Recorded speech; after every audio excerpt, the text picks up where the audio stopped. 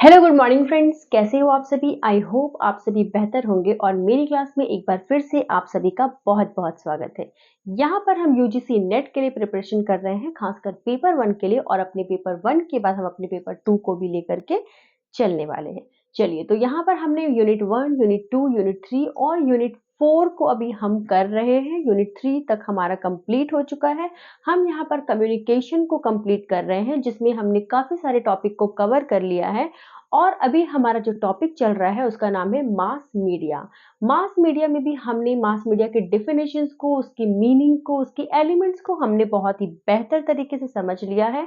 अगर आपने मेरी प्रीवियस वीडियो को नहीं देखी है तो प्लीज जाइए, प्लेलिस्ट बनी हुई है, बहुत ही डिटेल में मैंने सारे टॉपिक को अच्छे से कराया है। आप जाइए और जा करके जरूर देखिए। तो आज की क्लास में हम पढ़ने वाले हैं मास मीडिया के क्या क्या कैरेक्टरिस्टिक्स होते हैं उसके बारे में।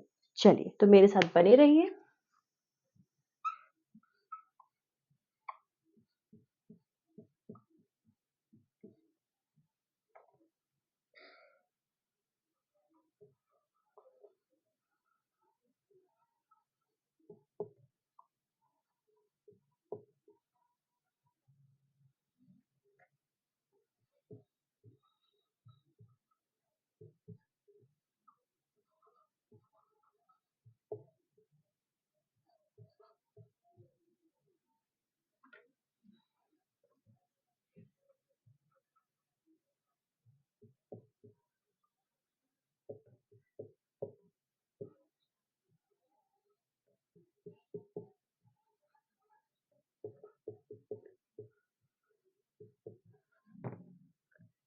मास मीडिया के क्या क्या कैरेक्टर स्केच होते हैं, हम बात करने वाले हैं अपने आज की क्लास में इस टॉपिक के बारे में। ठीक है, चलिए, मैं आपसे एक रिक्वेस्ट करूंगी कि आप लोग वीडियो को तो बहुत ही अच्छे से देखते हो, मुझे पता है कि क्योंकि वीडियो पे मेरी रिच बहुत अच्छी होती है, मतलब आप लोग वीडियो को बहुत ही अच्छे से देखते हो, लेकिन आप लोग लाइक नहीं करते हो, शेयर नहीं करते हो, कमेंट नहीं करते हो। तो प्लीज चलिए, शेयर आप अपने वैसे दोस्तों के साथ करिए जिनको मेरी इस वीडियो की जरूरत है।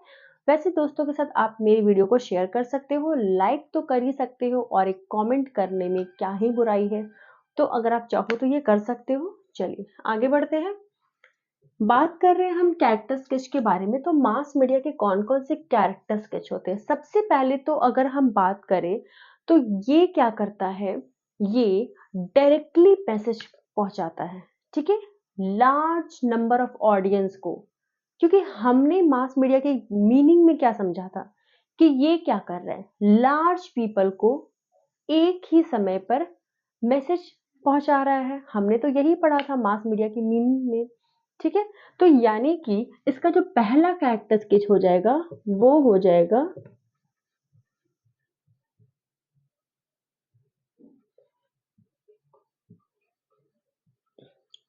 Directly message toward large audience. अब ये लार्ज ऑडियंस में कौन हो जाएगा,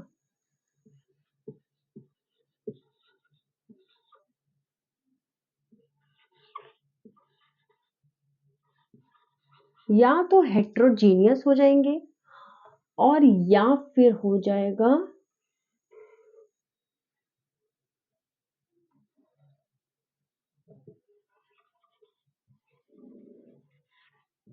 एनोनिमस।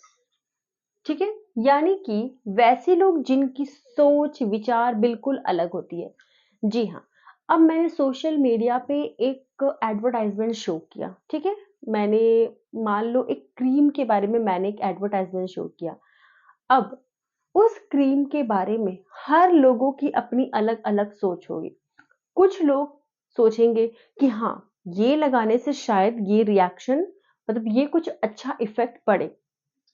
दूसरे सोचेंगे क्या पता इससे मेरी स्किन खराब हो जाए।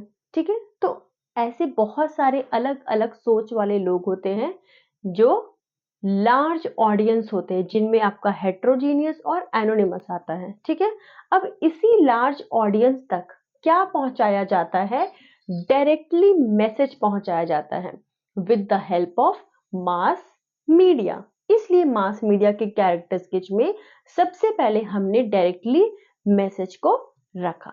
अब बात करते हैं पॉइंट नंबर 2 की। पॉइंट नंबर 2 में है, अब देखिए मैसेज हमारे पास आ गया। मैसेज मिला कैसे?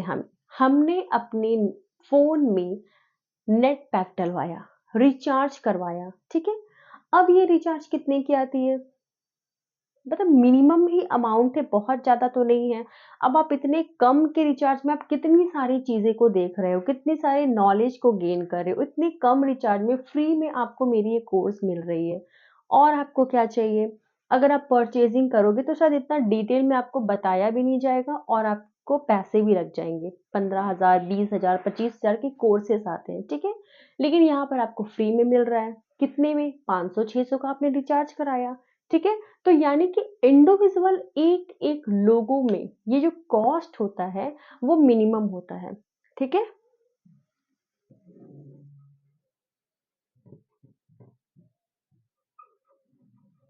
Individual cost is minimum.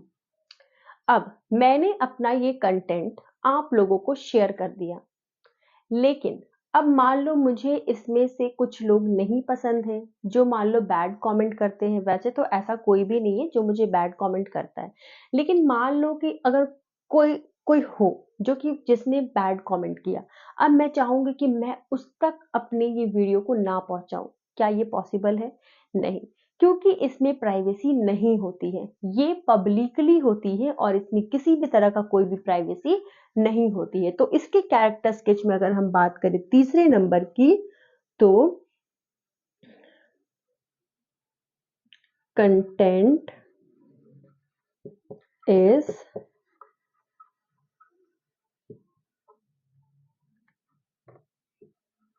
Publicly not privacy. ये पब्लिकली होती है, प्राइवेसी नहीं होती है, ठीक है। तो पहले हमने क्या देखा कि डायरेक्ट मैसेज जा रहा है हेट्रोजीनियस और एनोनिम्स वाले ऑडियंस को। दूसरे में हमने क्या देखा कि कॉस्ट जो है वो इंडिविजुअल के लिए काफी मिनिमम है। तीसरा हमने क्या देखा कि पब्लिकली है, वो किसी भी तरह का प्राइवेसी इसमें नहीं है। अगर हम बात करते हैं 4 नंबर की, वीडियो अच्छे से आ रहा है? एक बार मैं चेक कर लूं। हाँ, वीडियो तो ठीक है।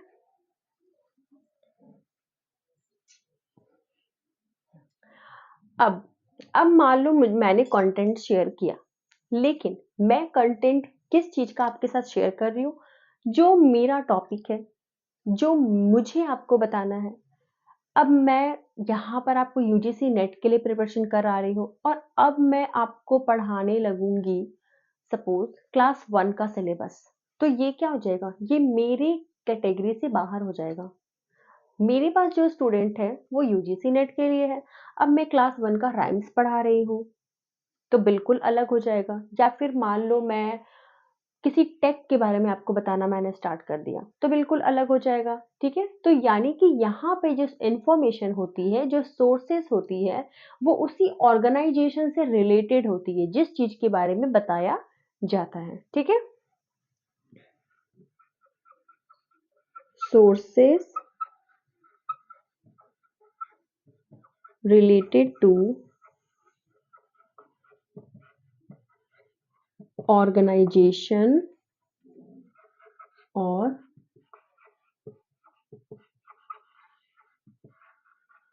इंस्टीट्यूशंस, ठीक है।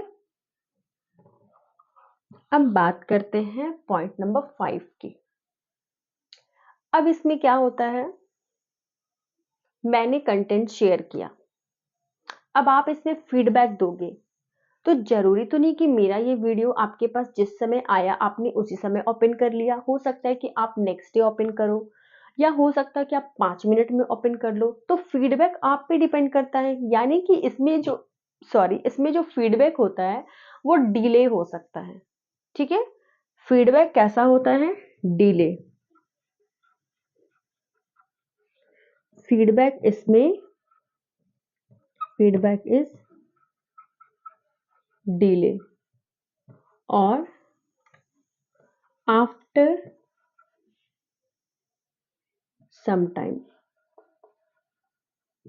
अब मैंने आपको वीडियो के थ्रू बताया, आप भी मुझे कुछ बोल करके बताना चाहते हो बट आप नहीं बता पा रहे हो क्योंकि वैसी पॉलिसी ही नहीं है।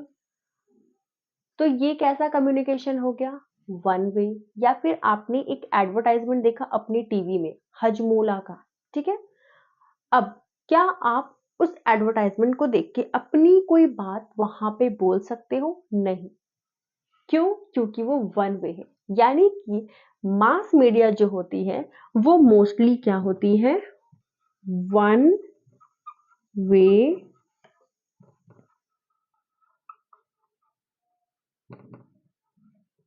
कम्युनिकेशन। आप इसको एक बार नोट कर लीजिए।